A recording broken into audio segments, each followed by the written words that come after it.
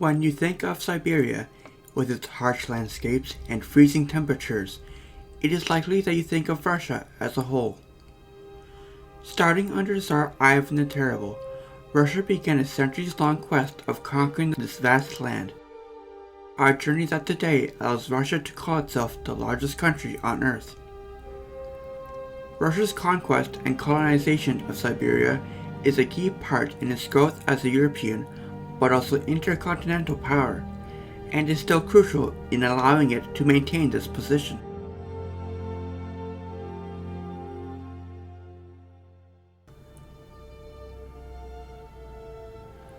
Part 1. The Stroganovs.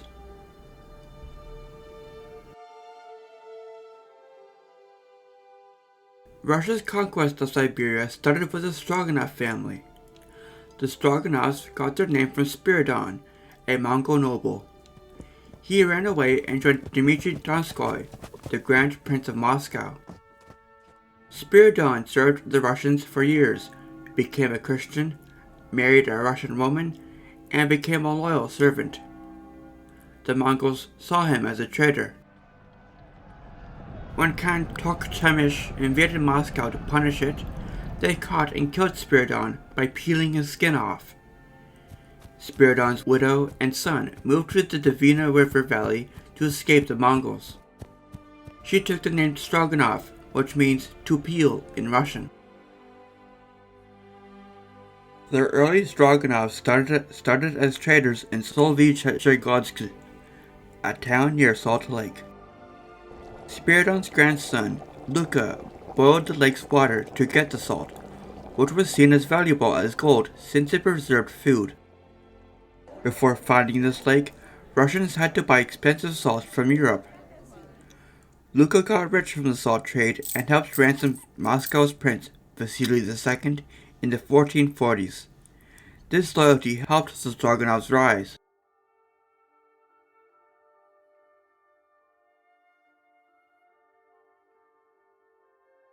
Luka's grandson Anika expanded the business. He stopped boiling lake water and brought in European experts to teach him how to pump salt water from underground. This made the Stroganovs very rich because there was now more salt to sell. Anika traded salt for valuable furs and got permission to trade directly with English merchants, who were just starting to establish themselves in northern Russia. When Russia conquered Kazan in 1552, Anika and his sons looked to Siberia for more profits. In 1558, Tsar Ivan the Terrible gave the Stroganovs over 9 million acres of empty lands, dense forests, wild streams and lakes, empty islands and pools, along both banks of the river Kama up to the river Chusovaya. This made up a large part of the Perm region. Anika's oldest, Grigory, was exempt from taxes for 20 years to build forts and set up cannons, muskets, and gunners in the region. Ivan the Terrible later doubled this territory, allowing the Russians to send traders, trappers, and merchants into Siberia. They brought back furs taken from the indigenous Siberians.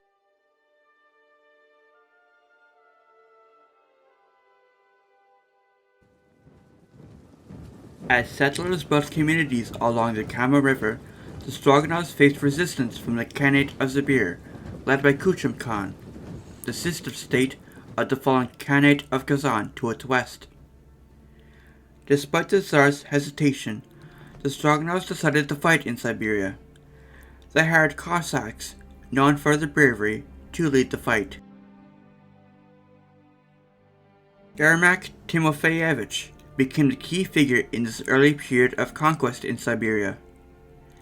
Before 1582, he fought for the Tsar against Poland and was a well-known pirate on the Volga River. Yermak led a small force of 840 men into Siberia, funded by the Stroganovs, which allowed him to equip his men with the best weapons like muskets, pikes, and cannons. Unlike his enemies, he used bows and arrows.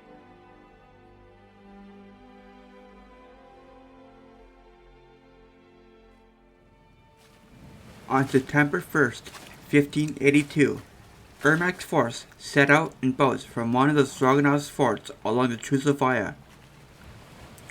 They traveled through rivers and mountains to reach Siberia. They faced resistance from the indigenous allies of Kuchum Khan, but their boats protected them. They arrived near Iskir, Kuchum Khan's capital, and defeated his nephew Mahmadkul in a decisive battle on November 5th. Ermak claimed Siberia for Russia and sent tribute to the Tsar. At this time, a sable pelt sold for 10 times what a peasant family earned in a year, and a black fox fetched up to 10 times the price of a sable. Ermak's Cossacks carried the pelts of 2,400 prime sable, 800 black fox, 2,000 beaver. Ermak had found a veritable gold mine. However, Ermak's force struggled to survive the harsh winters and attacks from Tatars. Many died from hunger and scurvy, and some turned to cannibalism. In 1585, the Tatars ambushed Ermak's camp. Ermak tried to escape but drowned in a river, weighed down by his armor. His surviving men retreated back across the Urals. Even after Ermak's death, the Russian expansion into Siberia continued.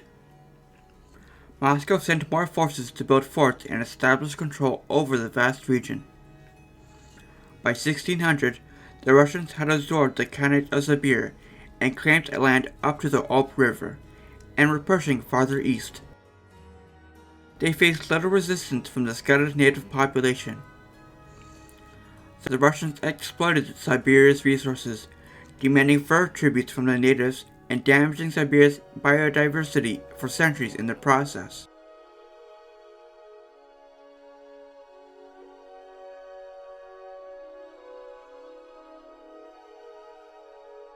Part 2. The Siberians.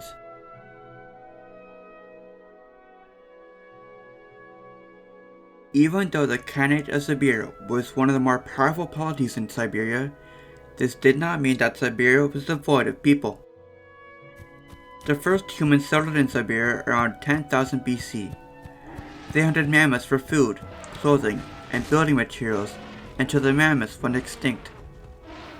By 2500 BC, Siberians started herding horses and cattle. Some also began farming and making bronze tools. Slowly but surely, Siberia and its southern edge became important for trade across Eurasia by 1000 BC. Thick sable and fox furs from Siberia lined the silk cloaks of Chinese officials and Roman aristocrats. Siberia's connections to Rome, Persia, and China did not last, however. Nomads, whose lives revolved around the horse, appeared on the vast steppes south of Siberia and broke these connections with their intertribal feuds. By the time of Christ, Siberia was cut off from the rest of the world.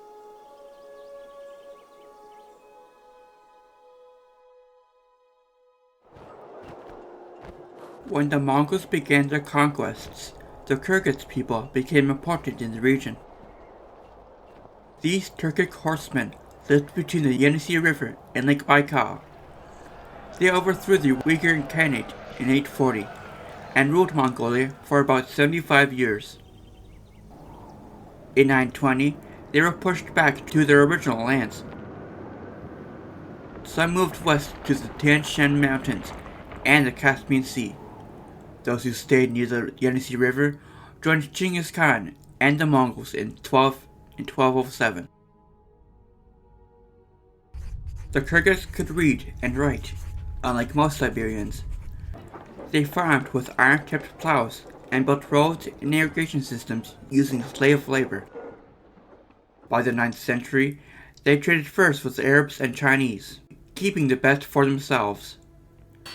Their metalwork in gold, silver, and iron was highly valued in China. When they joined Genghis Khan, the Mongols let them continue the crafts and farming. However, as the Mongol Empire declined in the 14th century, so did the Kyrgyz way of life. By the 17th century, they returned to a nomadic lifestyle and faced internal conflicts.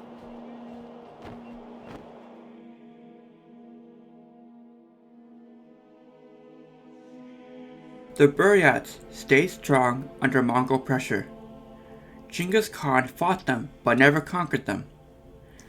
They mainly lived near Lake Baikal, whose flat grasslands allowed them to practice a pastoral and nomadic lifestyle like their Mongol relatives. They practiced shamanism and sacrificed horses at warriors' burials to the sky god Tengri.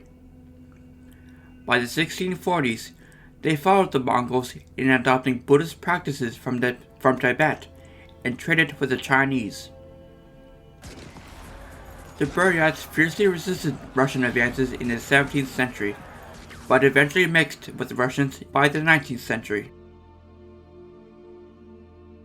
The Tungus people originally lived in Manchuria but moved north due to political upheavals and Mongol warriors. They were forest dwellers and skilled hunters, using domesticated reindeer for transportation and milk. They believed in three interconnected worlds that connected Earth spiritually, and also practiced shamanism. They used aerial burial for their dead, placing the bodies above ground with their belongings.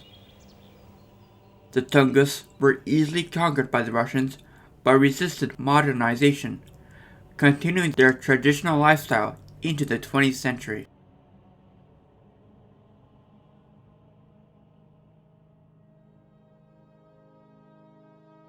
The Yakuts, related to the Tungus, lived along the Lena River Valley and were blacksmiths, cattle, and horse herders.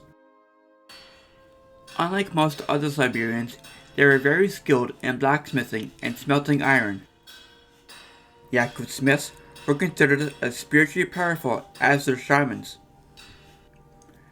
They resisted Russian conquest in the 1630s, but eventually converted to Christianity and adopted many Russian customs.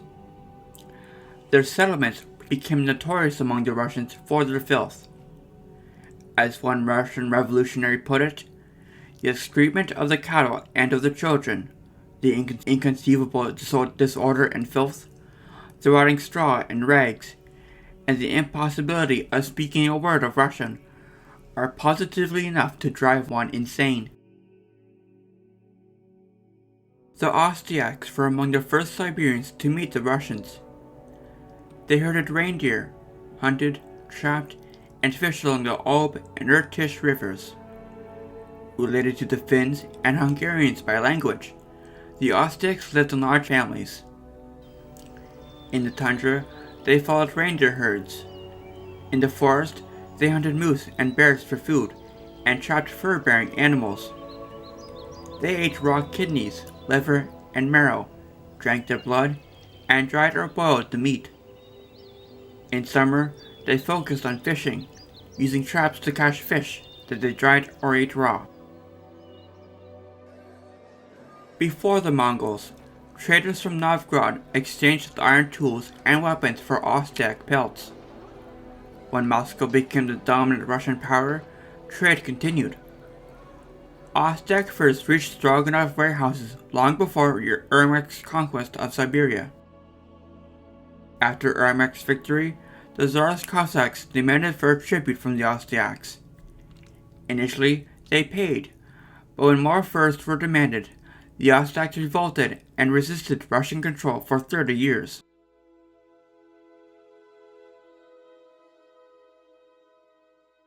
In the northeast corner of Siberia, the Koryaks and Chukchi fiercely resisted Russian rule. The Chukchi and Koryaks lived in the most harshest lands Siberia had to offer, relying on reindeer, whales, and seals. The Koryaks fought the Russians for over a century, not recognizing Russian authority until 1712, and continuing to resist for another 50 years. The Chukchi never fully submitted. The Russians built a fort in their territory, but abandoned it after 50 years due to high costs and low fur returns. The Chukchi eventually agreed to pay a small annual tribute. Regardless of the terrain and people they came across, the Russians only thought of the soft gold that lived so abundantly in Siberia.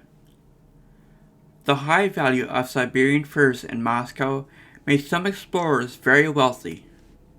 These men, called Przemyslenniki, ventured into the vast Siberian wilderness, hunting animals like squirrels, foxes, ermines, martens, and sables. The sable especially, with its dense, silky fur, was highly prized. Its fur, valued for warmth and softness, drew the insatiable Russians to march across Siberia all the way to the Pacific Ocean by 1650, not even a century after Ermak's conquest.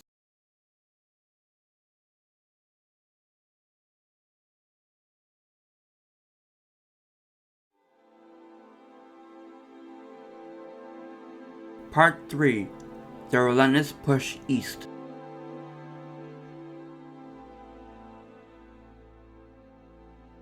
Three big rivers run from south to north and divide Siberia into parts. Russians crossed these rivers quickly. By 1600, they controlled the land between the Urals and the Ob. By 1620, they reached the Yenisei, and by 1630, the Lena. In 1639, they reached the Sea of Okhotsk. 9 years later, they were near Alaska, on the shores of the Bering Strait. This relentless push eastward was, as I mentioned before, done so to reap hundreds of thousands of furs and pelts. Siberia's furs made up over a tenth of the Royal Treasury's money in the 1600s. This helped rebuild Russia after its time of troubles in the early 17th century. Even in chaos, the conquest of Siberia continued because everyone knew the value of Siberia's furs. For culture, founded in 1598 at the Urals foothills, became Russia's gateway into Siberia. All goods to and from Siberia had to pass through here to go where they were needed. Tobolsk, further east, became the main center of the conquest. Home of Siberia's first military governor, Tobolsk's merchants traded the goods worth over 80,000 rubles a year by the 1650s. Russia's conquest between the Ob and Yenisei rivers took two paths. The northern path went through the tundra, using towns like Berezov, Mangazia, and Turukhansk as bases. Russian Cossacks collected fur tribute from Oztec hunters and herders. Russian traders exchanged these furs for foreign goods brought by the English and Dutch sailors at Arkhangelsk. They aimed to turn furs into gold, which Russia needed. Siberia's Arctic frontier towns thrived briefly in the early 1600s, but soon failed. The tundra could not support Russia's march eastward. By the 1720s, Berezov became a place of exile. Turukhansk and Mangazia fell into disuse. Mangazia itself disappeared from the maps completely by the end of the 1600s.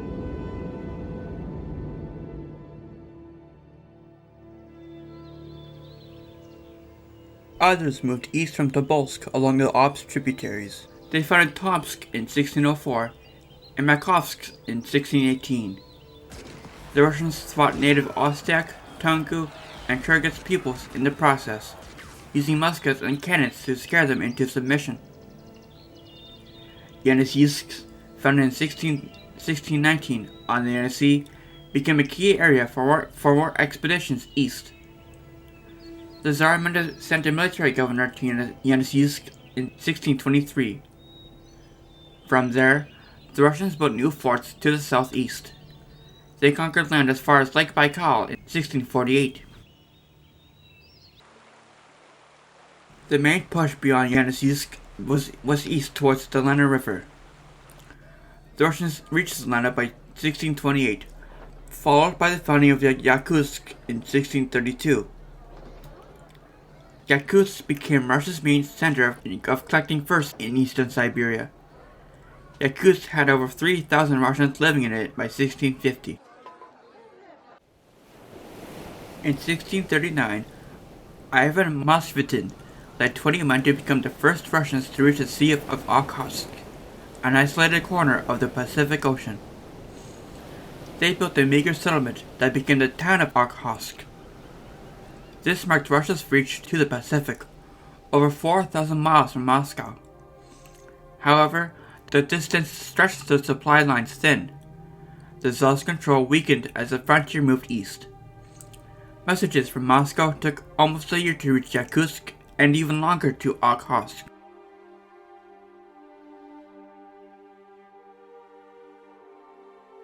In eastern Siberia, food was scarce. The land couldn't support large herds or reliable crops. The Russians faced constant hunger and scurvy.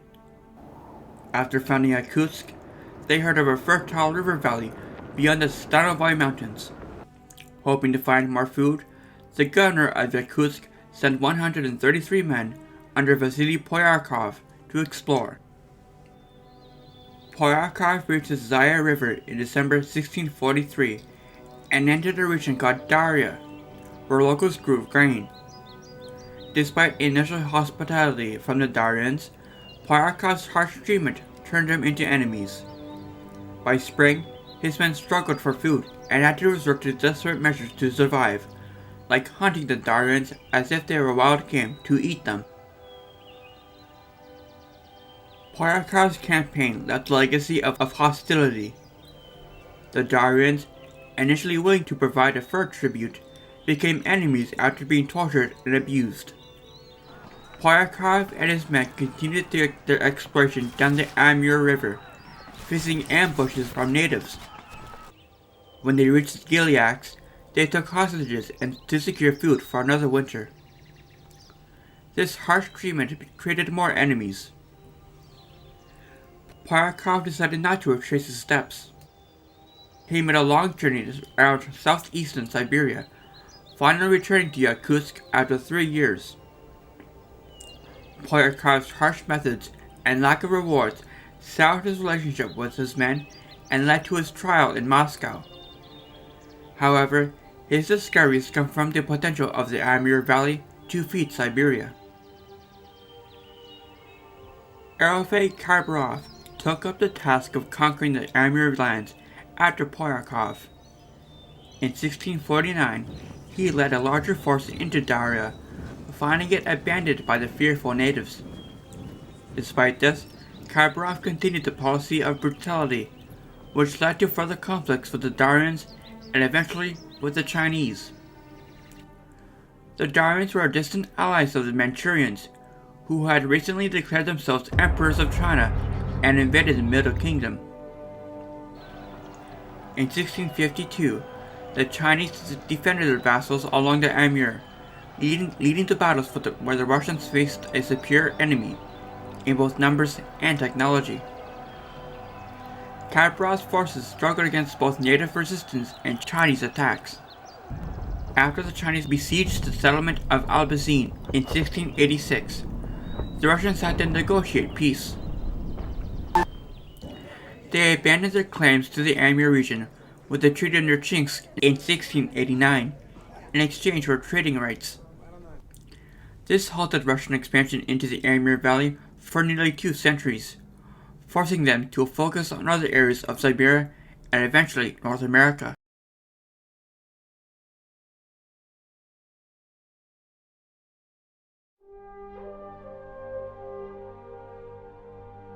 Part 4. Settling Siberia.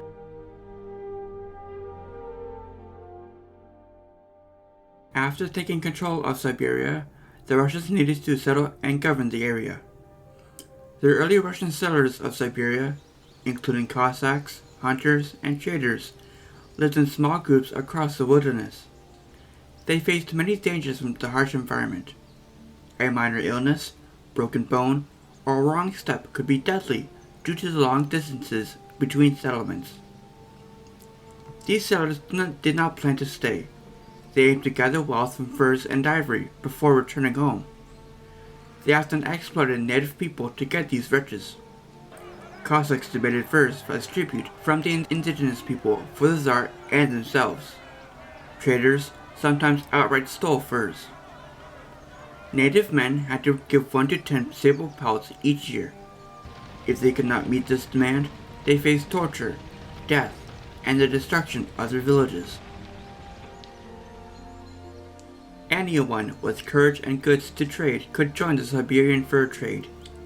Even small traders with a few pack horses collected thousands of valuable pelts.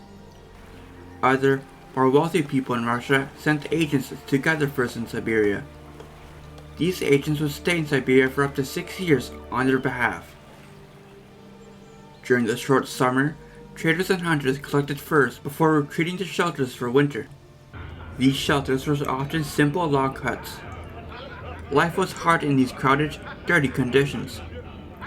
The men lived through long Arctic nights, dressing furs, gambling, and sometimes fighting for fun.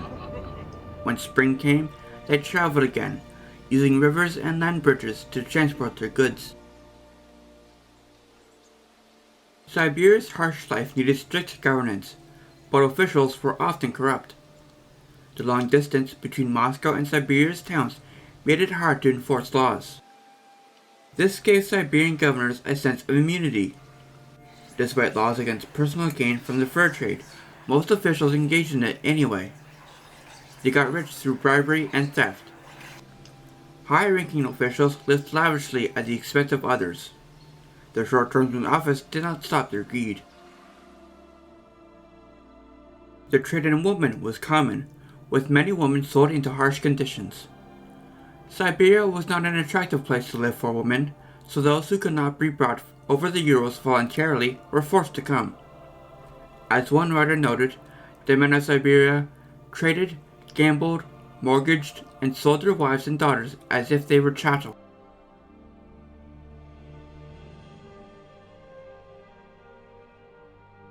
As the fur frontier moved east, Russians in Siberia took on other jobs.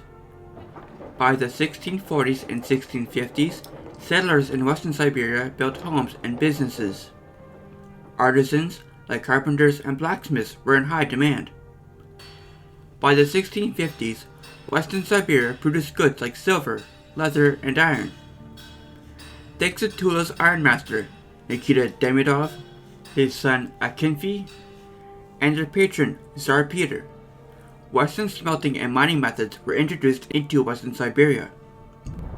Their work made Russia into one of Europe's top iron producers and helped Russia build weapons to challenge Western powers. The growing market for Russian furs in China and Central Asia made Siberian trade more complex. This prompted the Tsar to establish diplomatic relations with China. Irkutsk, founded in 1661 near Lake Baikal, became important for collecting fur tribute and trading with China. Unlike other Siberian towns, Irkutsk could grow its own grain, reducing its dependence on supplies from European Russia. Official trade with China, starting in 1727, happened at Kyakhta, on the modern-day border of Russia and Mongolia. Located in the barren, treeless valley, Kyakhta became a major economic center as Russian furs, leather, and ginseng were traded for Chinese cotton, silk, and tea. By the late 17th century, more Russians in Siberia turned to farming. Government incentives attracted peasants from European Russia. Some settlers were runaway serfs seeking freedom, as Siberia offered a chance to start anew. Many more were criminals and troublemakers, exiled there as punishment. By the end of the century, there were over 10,000 Russian peasant households in Siberia. This expansion made Russia the largest continuous empire in the world and set the stage for Peter the Great's modernization efforts in the early 18th century.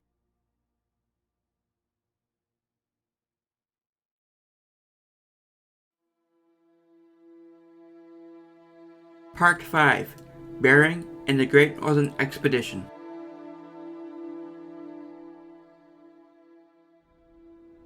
Since the time of Rome, Europeans wanted goods from the East.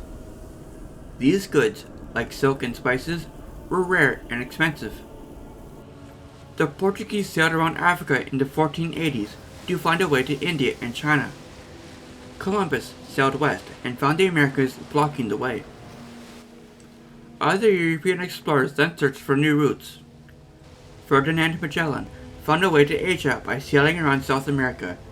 However, it was dangerous and risky.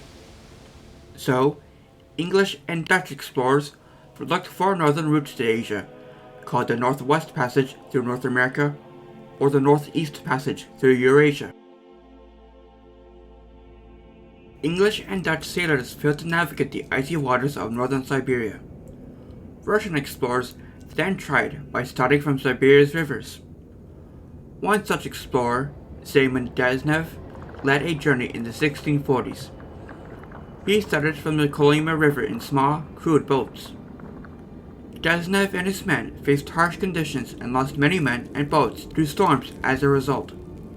But they did manage to sail around the northeastern tip of Asia. After their boats sank, Dezhnev and his crew traveled overland to the Anadyr River and returned to society.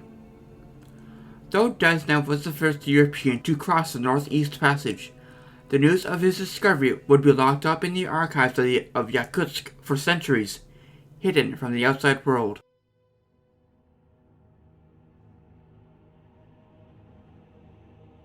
When Peter the Great rose to the throne in 1682, he brought with him a love for Western science. He founded an academy in Russia and brought in European scholars. Some, like Gottfried Leibniz, studied Russia's geography, especially the Northeast Passage, and whether or not it was connected to North America. Peter was further intrigued by Russian explorer Vladimir Atlasov and his accounts of the icy waters around Siberia's East Cape. Peter and his advisors decided to chart a path through these waters. Peter was partially motivated by the need of new sources of wealth. Siberia's once lucrative fur trade was declining. He thought unexplored lands in northwestern North America might be rich in these resources. Worried that the British and Spanish might try to stop him from claiming land in North America, Peter disguised his plans as a search for the Northeast Passage. On December 23, 1724, Peter ordered an expedition led by Danish sea captain Vitus Bering. Bering was to travel from St. Petersburg to Okhotsk overland, cross the Sea of Okhotsk, and then to explore the North Pacific. The expedition included 26 men and 25 wagons. They left St. Petersburg on January 24, 1725. They reached Tobolsk in March and continued to Yakutsk, gathering supplies and men. The expedition reached Okhotsk in October. Despite harsh conditions, Bering and his men built a small ship called the Fortuna. In July 1726, the Fortuna made its maiden voyage, transporting supplies from Okhotsk to the Kamchatka Peninsula. By April 1728, they started building the ship St. Gabriel. Bering and his crew sailed north from Kamchatka, reaching the strait that bears his name. They returned to Kamchatka for the winter and then to Okhotsk in June 1729. 8 months later, Bering returned to St. Petersburg. He proposed a second, bigger expedition. Empress Anna used Bering's plan to start the Great Northern Expedition in 1733, aiming to explore and chart all of Siberia's coasts and seas.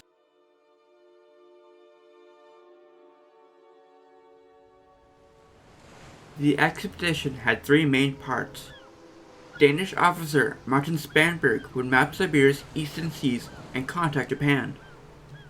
Bering would sail from Kamchatka to North America's northwest coast. Other expeditions would map the Arctic coastline from Arkhangelsk to the Bering Strait and Kamchatka. The effort involved many scientists and aimed to gather detailed knowledge about Siberia. The expedition faced huge challenges, however. Ice blocked much of the Arctic coast, making navigation difficult and slow. The cost soared. straining the Russian treasury. The original budget of 12,000 rubles grew over to 300,000 rubles before the expedition was even halfway done. Nonetheless, large parts of Siberia's Arctic coast were mapped. The expedition proved the Northeast Passage existed, though blocked by ice. The work ended in 1743, laying the groundwork for future Arctic navigation.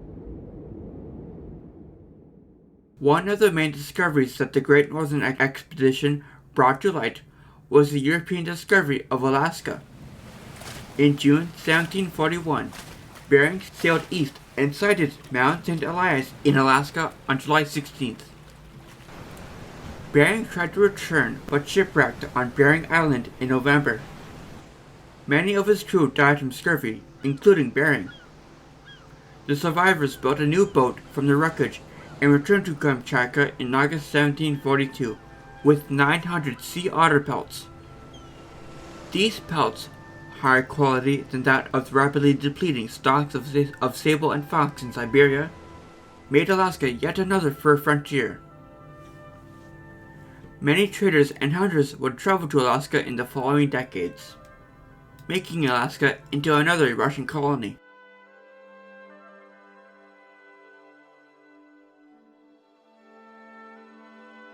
At the turn of the century, Siberia was a much more different place than when the Russians first entered it. At first, people mostly settled in western Siberia, but were now moving into its central and eastern parts too. Between 1709 and 1797, the Russian population in Siberia more than doubled. The number of native Siberians grew by about 2/3, though they were still seen as lesser and greatly affected by smallpox epidemics. With more people and trade, Siberia needed better government. Russians could no longer just exploit and harm the native Siberians for their furs. They had to govern the land properly. All of northern Asia was now, solidly, an integral part of the Russian Empire, and today it is part of the Russian Federation. Siberia makes up 1/4 of Russia's population, and over 3/4 of its land.